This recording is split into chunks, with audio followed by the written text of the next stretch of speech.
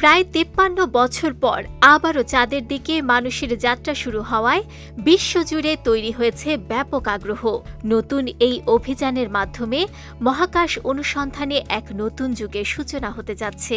যুক্তরাষ্ট্রের Kennedy space centre থেকে সফলভাবে যাত্রা শুরু করেছে আর্টেমিস 2 মিশনের মহাকাশযান ওরিয়ন। এতে অংশ নিয়েছেন 4 নভোচারী। তারা হলেন Reid Wiseman, pilot Victor Glover, মিশনের বিশেষ কর্মী ক্রিস্টিনা কোচ এবং বিশেষ কর্মী জেরেমি হ্যানসন।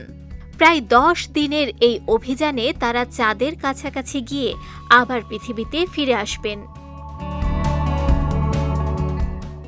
অভিযানে ব্যবহৃত হয়েছে শক্তিশালী স্পেস লঞ্চ সিস্টেম রকেট, যা আধুনিক প্রযুক্তিতে নির্মিত। উৎক্ষেপণের সময় দেখা যায় রকেটের বুস্টার ও ইঞ্জিন একসঙ্গে কাজ করে মহাকাশযানকে শক্তিশালী ধাক্কায় মহাশূন্যে পাঠায়।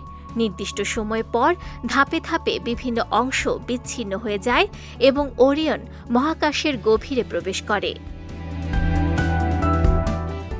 এদিকে উৎক্ষেপণের পরপরই যোগাযোগে সামান্য বিঘ্ন ঘটলেও নাসার প্রশাসক জেরিড আইজ্যাকম্যান জানিয়েছেন পরিস্থিতি দ্রুত স্বাভাবিক করা হয়েছে এবং নভোচারীরা নিরাপদ ও স্থিতিশীল অবস্থায় রয়েছেন। এই মিশনের আরেকটি গুরুত্বপূর্ণ দিক হল বৈচিত্র্য। এতে প্রথমবারের মতো চাঁদের পথে যাচ্ছেন একজন কৃষ্ণাঙ্গ, একজন নারী এবং একজন কানাডীয় নভোচারী, যা মহাকাশ অভিযানে নতুন দৃষ্টান্ত স্থাপন করেছে। মিশনটির মাধ্যমে মানুষ দীর্ঘদিন পর নিম্ন ভূকক্ষপথের বাইরে যাচ্ছে। সর্বশেষ 1972 সালে অ্যাপোলো 17 অভিযানের পর কেউ এত দূরে পাড়ি জমায়নি। এখন পর্যন্ত মহাকাশে যাওয়া প্রায় 650 জন মানুষের মধ্যে মাত্র 24 জন চাঁদের কাছাকাছি পৌঁছানোর সুযোগ পেয়েছেন।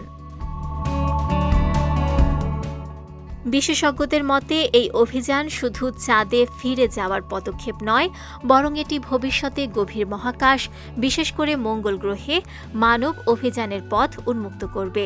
ফলে আর্টেমিস 2 মিশনকে মানব সভ্যতার মহাকাশ যাত্রায় একটি গুরুত্বপূর্ণ মাইলফলক হিসেবে দেখা হচ্ছে। নুসরাত আহমেদ, বিজয় টিভি, নিউজ ডেস্ক।